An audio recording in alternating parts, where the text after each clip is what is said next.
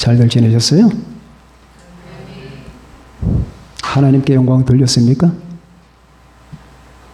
하나님께 영광 돌리시면서 살았나요? 3일간 하나도 안 돌렸어요?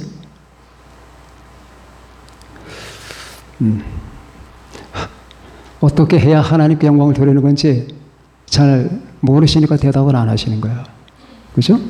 하나님 생각하고 하나님을 예배하는 마음으로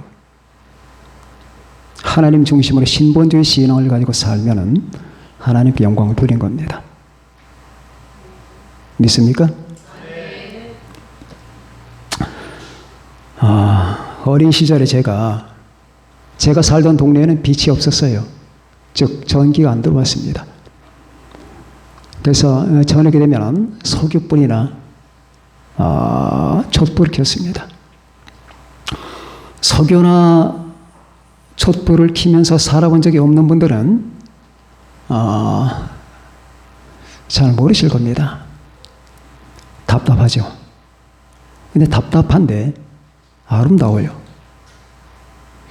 그 두 가지가 불리한 점은 답답하고 그리고 유리한 점은 아름답다는 겁니다. 그러던 어느 날 전기가 동네에 들어왔어요.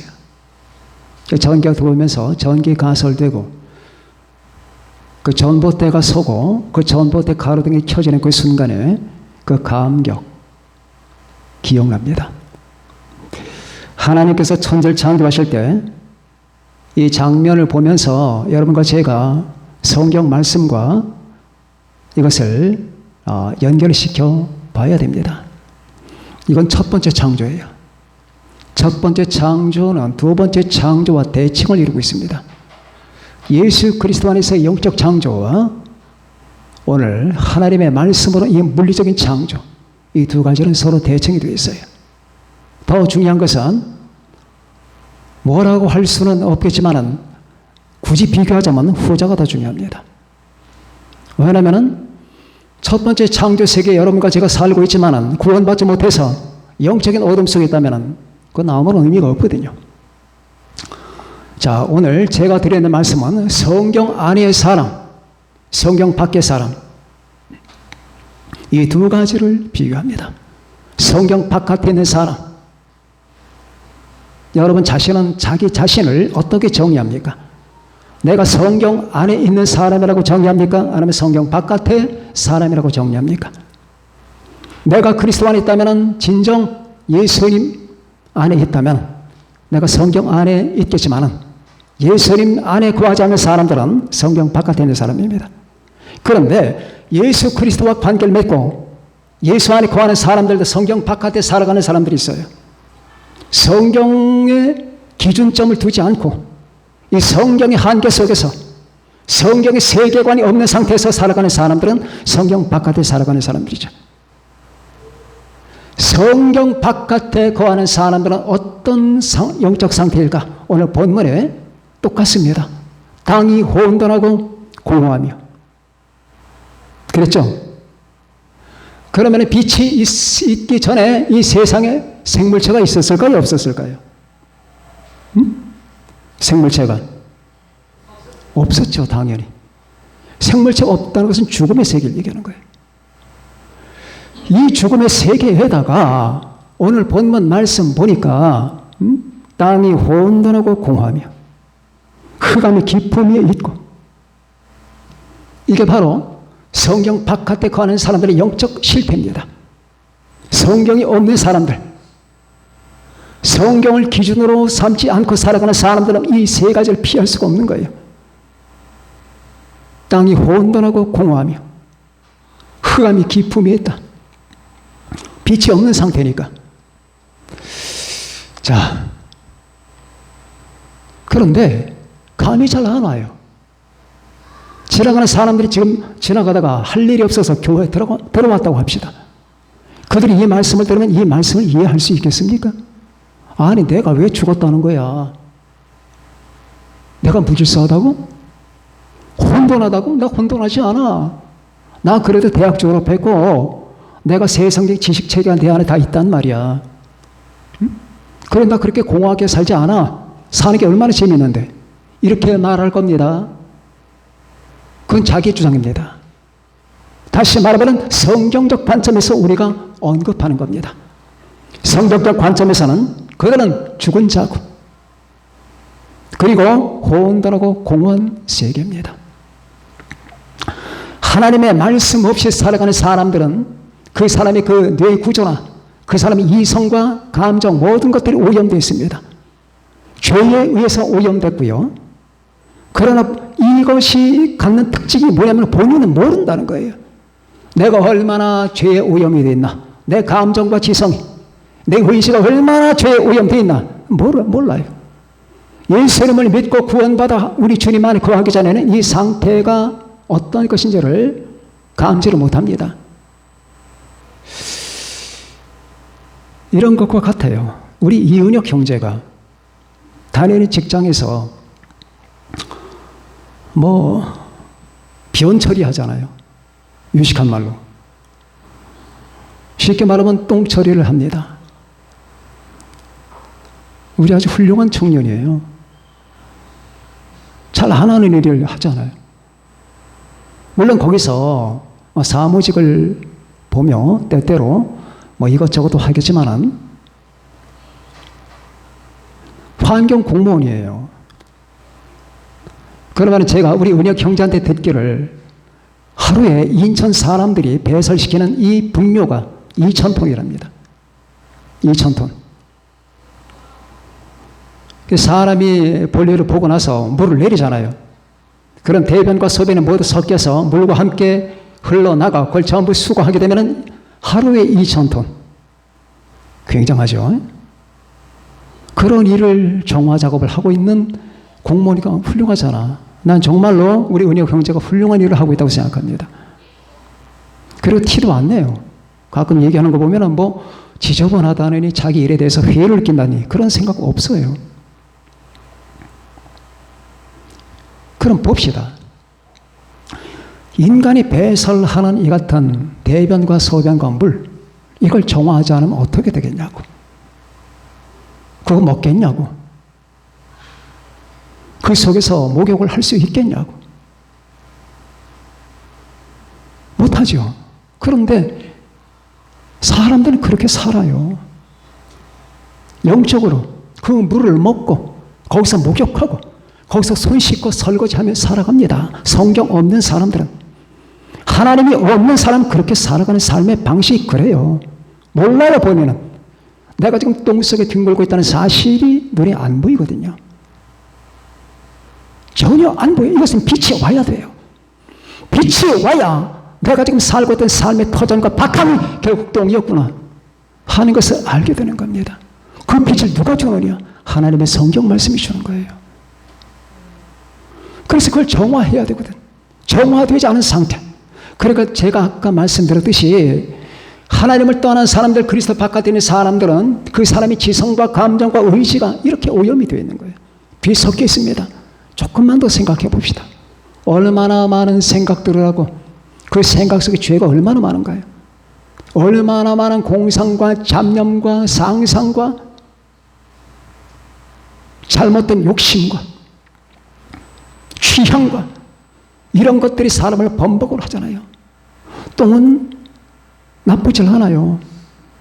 똥은 지저분할 뿐이지 나쁘질 않아요. 똥을 나쁘다고 얘기할 수는 없잖아요. 악이 아니잖아요. 그러나 사람들의 죄는 악입니다.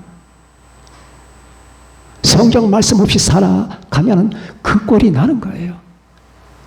그 속에서 밥을 먹고 그것과 더불어서 뒹굴면서 그 물로다가 목욕을 하고 거기서 다시 설거지를 하고 손님 대접하면 똥물을 대접하고 서로가 의견 교환하는 모든 것들이 똥물 같은 것들이 얼마나 많아요. 하나님 없이 믿음 없이 예수님 없이 절대 기준 없이 그들이 생각하고 상상하고 대화하고 나누는 모든 것들 속에는 이 분뇨가 서로 간에 교환되는 거죠. 그게 바로 성경 바깥의 사람들이라고 하는 거예요. 여러분과 저는 이 성경반에 대해서 정확해야 됩니다. 내가, 내 생각이, 내 감정이 내 지성이, 내 모든 감각이, 내 모든 의식과 내 모든 생활 방식들이 정말로 그런 것인가? 하나님 없이, 예수님 없이, 하나님의 말씀 없이 살아가는 삶의 운영은 다 그런 거예요. 그것보다 더 악합니다. 저는 아주 점잖게 비유를 든 겁니다. 땅이 혼돈합니다. 가치관이 없습니다. 세계관이 없습니다. 성경 없는 사람들에게는 가치관과 세계관과 인간관이 없는 거예요. 이 세상을 보자고요. 저는 기가 막힌 일들이 너무나 많아요. 지금 우리가 처해 있는 한국 사회, 기가 막히다 못해 기절할 정도입니다. 아무런 가치관도, 아무런 도덕관념도 도대체 나쁜 걸 나쁘다고 보지 못하고 오히려 그것을 사랑하고 그걸 조장하고 여론 조작하고 한꺼번에 수십만 명이 무엇을 찬성한다고 하룻밤 만에 이런 짓들을 하고 대통령 선거도 여론 조작해서 사실은 얼마 찬성하지 않는데도 불구하고 수백만 명이 찬성하고 있다는 여론 조작을 부끄러운 줄도 모르고 하면서 그 사람을 잡아들이려고 하면 그것을 나쁘다고 하고 이런 악한 세상, 나쁜 걸 나쁘다고 해야 되잖아. 나쁘지 않습니까? 저 청문회 거짓말인 줄 알잖아. 청문회 대상자가 지금 하는 말들이 다 거짓말이잖아. 여러분, 그게 거짓말이 눈에 안 보입니까? 그게 보여야 돼. 거짓말이잖아. 근데 왜 그 거짓말을 하는 사람을 또 대통령 3위로다가 인기가 있다는 여론 조작을 또다시 하냐고. 이렇게. 성경 바깥의 사람들은 부끄러움을 몰라요. 성경 바깥의 사람들은 아픔을 몰라요. 내가 이 같은 악한 짓을 할 때 내 양심이 아프고 하나님 앞에 내가 정말로 부끄러운 짓을 했구나라고 하는 이 같은 자긍심이 없어요. 이중자 때 가진 좋은 소리는 다 하고 세상은 공평해야 된다. 정의로워야 된다.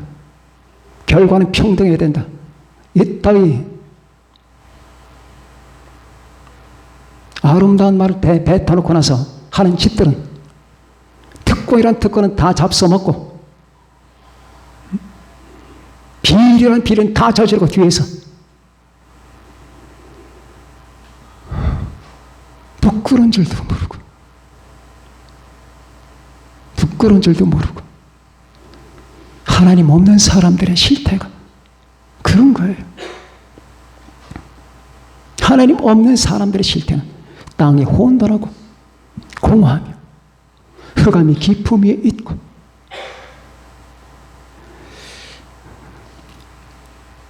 두 번째, 그러면 성경 안의 사람들은 어떤 사람들이냐? 성경 안에 있는 사람들은 그 속에 생명이 있습니다. 정반대입니다. 빛이 있기 때문에 생명이 있어요. 성경 안의 사람들은 무질서하지 않습니다. 혼돈하지 않습니다. 질서가 있습니다. 그게 뭡니까? 성경적 가치관, 성경적 세계관, 성경적 인생관을 가지고 살아요. 내가 바라보는 이 모든 세계와 우주와 나 자신을 비롯한 모든 것들은 하나님의 성경 진리 안에서 모든 것을 조망합니다. 성경적 세계관, 세계는 이렇게 되면 안 된다. 너와 나의 관계는 이렇게 되면 안 되는 것이다. 이 세상이 이렇게 운영되면 안 된다. 저 나무의 의미는 뭐냐? 나의 존재의 의미는 뭐냐? 너와 내가 만났다라고 하니까 관계의 의미는 무엇인가? 우리의 가정은 어떻게 살아야 되는가? 이 모든 것들이 다 세계관에 속한 거랍니다. 내 주변의 모든 것들을 바라보는 인식 구조를 세계관이라고 하는 거예요. 그런데 이게 성경이 없는 사람에게는 자기 머리에서 나온단 말이야. 그때 자기 머리에 그 죄의 오염이 되어 있단 말입니다. 성경적 세계관, 성경적 인생관. 우리나라 검찰총장이 나는 사람에게 충성하지 않는다라고 했지요. 그 말은 좋은 뜻을 했으면 참 좋은 겁니다. 저도 그렇습니다. 사람은 변하잖아요. 그럼 당신은 무엇에 충성하느냐? 난 하나님께 충성한다. 두 번째, 진리에 충성한다. 세 번째, 가치에 충성한다. 자, 저 사람이 나쁜 길로 모든 사람을 인도해 가면 그 사람이 다만 나와 아는 지인 사이라고 해서 내가 그 사람에게 충성해야 되느냐? 그건 아니지 않느냐? 그 사람이 비록 나와 안다 하더라도 여기에 가치가 있지 않느냐? 중요한 가치. 인간은 그렇게 살면 안 된다. 그게 진리 아니냐? 나는 사람에 충성하기보다는 진리에 충성하고, 사람에게 충성하기보다는 나는 가치에 충성한다. 그러나 더 궁극적으로 나는 이 모든 진리와 가치의 모든 본원이 되신 하나님께 충성한다. 그래서 우리 주님은 나는 길이요 진리요 생명이라고 말했다. 이게 바로 성경적 인생관이에요. 성경적 세계관, 성경적 가치관을 갖는 여러분과 제가 됩시다. 성경 안의 사람들이 됩시다. 성경 안의 사람들. 제가 어렸을 때에 살던 동네에 두 할머니가 계셨어요. 한 할머니는 제가 아는 어떤 아이의 할머니인데 은혜를 받고 성령을 받았어요. 제가 살던 동네가 좀 험합니다. 평지가 아니에요. 산동네예요. 거기다가 밑엔 절벽도 있고 낭떠러지도 있습니다. 근데 그분이 주일만 되면은 옷을 깨끗하게 차려입고 한복을 깨끗한 하얀 한복, 그것도 꼭 흰 한복 차려입고 그 꼭대기에서 제가 살던 더 높은 데 살았어요. 거기서 저 밑에 충무로까지 가방을 들고 교회를 다녔어요. 얼굴을 보면 항상 인자하고 깨끗하시고 항상 웃음 띤 얼굴로 할머니 안녕하세요 하면은 아 그래 누구로구나 하면서 인사를 받아주시고 삶이 얼마나 고달팠겠어요. 그 동네 사는 사람들 다 고달팠습니다. 사는 게 힘들었어요. 그런데도 주일이면 여지 없습니다.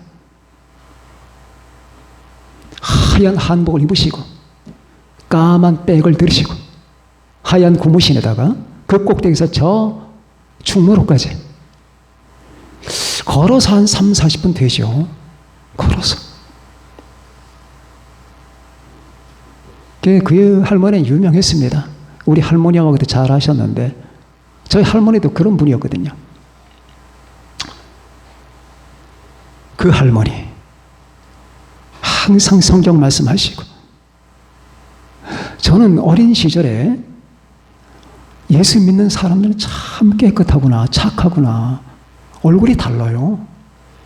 우리 앞에 사는 그 아저씨 저 옆에 사는 저 아저씨 밤낮 개 잡아먹고 욕을 하고 싸우고 얼굴이 항상 술에 취하거나 아니면 사납고 그런데 예수만 믿으면 달라져요. 예수만 믿으면. 그런데 아까 제가 말씀드린 그 할머니 바로 저 옆에 또 할머니가 사는데 그 할머니 예수를 안 믿는데 술고래예요. 술고래입니다. 얼굴이 항상 까맣죠. 욕을 해야 됩니다. 어느 날 저는 깜짝 놀라는 장면을 보았습니다. 그 할머니가 뭘 봤는지 몰라도 헛것을 보면서 그렇게 소리를 지르는데 얼굴이 사색이 돼서 고래고래 소리를 지르면서 무슨 말을 하는지 모르는 바로 그런 현상을 봤어요. 그래서 제가 지금 보기에는 그분이 어떤 영적 세계는 어두운 이 귀신들의 장난을 당한 게 아닌가 하는 생각이 듭니다. 성경 바깥의 할머니, 아까 첫 번째 할머니는 성경 안의 할머니. 자, 제가 살던 옛날에 그 마을에서 이 아주 친근한 예를 제가 뽑아냈습니다. 그러면은 이것이 어떤 동네의 한 사람에게 속한 얘기냐? 그게 아니에요. 히틀러와 스탈린이 어디에 속했습니까? 성경 바깥에 있었겠죠. 그러나 저는 존 워너메이커가 했던 말이 기억납니다. 그가 최신부 장관이 됐을 때 백화점의 왕 600개의 백화점을 가지고 있었던 존 워너메이커. 기자들이 질문합니다. 선생님 인생에서 가장 커다란 투자가 있다면 어떤 것이었을까요? 그때 존 워너메이커는 말합니다. 나는 12살 때 $2 50센트를 가지고 성경책, 빨간 성경책을 샀습니다. 그것이 내 인생의 가장 커다란 투자입니다. 2달러 50센트짜리 성경, 빨간 가죽 성경. 얼마나 사랑스러웠겠어요. 여러분, 저는 저도 빨간 성경이었는데 그 성경이 어떤 거냐. 원래는 세상을 먼저 떠난 우리 형이 19살 때 떠났는데 제가 그때부터 은혜를 받기 시작했거든. 그 형이 기독교 재단이 운영하는 고등학교를 다니다가 세상을 떠났어. 근데 그 형이 남긴 성경이 영어 성경, 한글 성경, 여러분 겸용입니다. 근데 보다 보니까 다 낡았어요. 그래서 그 껍질을 제가 뜯어서 제가 손재주는 좀 있거든. 뜯어가지고 다시 거기다가 외필 입힌 거예요. 그게 빨겠어요. 제가 빨간 책을 했습니다. 그 성경이 얼마나 귀한지 몰라요. 지금도 기억나거든요. 요한복음, 로마서, 마태복음, 아브라함과 다윗의 자손 예수 그리스도의 세계라 쫙 흘러나온 그 말씀들. 저는 성경 안에 산다는 게 얼마나 복되고 행복한지를 압니다. 여러분, 성경 안에 사셔야 됩니다. 이것을 여러분들께 적극 권장하는 사람이 다윗입니다. 시편 1편에서 권장하잖아요. 복 있는 사람들은 악인들의 꾀를 따르지 아니하며 죄인들의 길에 서지 아니하며 오만한 자들의 자리에 앉지 아니하고 오직 여호와의 율법을, 여기서 율법은 구약 율법을 말하는 게 아니라 하나님의 말씀을 말하는 거예요. 오직 여호와의 율법을 주야로 묵상하며 주야로 묵상하는 거예요. 그는 시냇가에 심은 나무가 시절을 따라 철을 따라 열매를 맺으며 그 잎사귀가 마르지 아니함 같으니 그가 하는 모든 일이 다 형통하리로다. 그렇게 살아라. 후세 사람들아, 하나님의 말씀을 귀중히 여기며 살아라. 그러나 이 말씀을 없이 여기는 사람들은 마치 바람에 겨가 날리는 것과 같다. 아무리 그 사람이 잘났거나 아무리 그 사람이 가진 게 많아도 하나님의 바람에 날리는 겨와 같다. 그렇게 살면 안 된다. 겨 보셨죠? 바람에 불면 겨가 다 날아갑니다. 형편없이 날아갑니다. 그와 마찬가지로 성경 바깥에 사는 사람은 자기가 지금 가지고 있는 것 있고 주장하는 게 있지만은 하나님의 심판의 바람에 불게 되면 다 날아갑니다. 견디지 못합니다. 성경 바깥에 있는 사람이 얼마나 고뇌한지 여러분 아십니까? 성경 바깥에 있는 사람이 얼마나 비참한지 아십니까? 성경 바깥에 있는 사람들이 얼마나 고통을 받고 있는지 아시나요? 내색을 안 합니다. 성경 바깥에 있는 사람은 굶주린 상태입니다. 성경 바깥에 있는 사람들은 목마른 상태예요. 성경 바깥에 있는 사람들은 캄캄한 상태예요. 성경 바깥에 있는 사람들은 목적이 없어요. 인간이 어디서 와서 어디로 가는지는 알아야 될 거 아니냐. 성경이 이걸 다 말해준단 말이에요. 성경이 여러분들과 저에게 이걸 말해 주셨잖아요. 다윗은 이걸 말하는 겁니다. 그는 시냇가에 심은 나무가 철을 따라 열매를 맺으며 그 잎사귀가 마르지 아니함 같으니 그가 하는 모든 일이 다 형통하리로다. 그래서 여러분과 저는 이 성경 안에서 하나님을 찾고 성경 안에서 예수님을 만났고 성경 안에서 우리는 영적 생명을 받았고 성경 안에서 여러분과 저의 삶의 의미는 충만케 된 거예요. 이것을 가리켜서 아까 했던 그 말, 혼돈하고 공허하다, 캄캄하다의 정반대가 되는 겁니다. 나는 그리스도 안에서 살아있다. 나는 성경적 세계관을 가지고 성경적 가치관을 가지고 있다. 그래서 질서가 있단 말이야. 혼돈하지 않고. 그리고 난 성경 안에서 충만하다. 삶의 의미가 충만하단 말이에요. 돌스토이가 안나 까레니나에서 했던 말씀을 기억하시기 바랍니다. 안나 까레니나가 브론스키 장교와 불륜의 관계를 맺으면서 거기서 희열과 행복을 찾았습니다. 그런데 브론스키가 점점 안나 까레니나를 멀리하기 시작했습니다. 그리고 결국 안나 까레니나는 모스크바 철도역에서 몸을 날려 기차에 치여 죽습니다. 자살합니다. 돌스토이는 그런 말을 합니다. 당신 삶의 영적 의미를 모르면 당신도 그렇게 될 것이다. 내 삶의 영적인 의미를 모른다면 당신도 적골 날 것이다. 이게 돌스토이의 주장이에요. 지금은 몰라요. 젊으니까 잘 모르죠. 할 일이 많아. 여러분 속으면 안 돼요.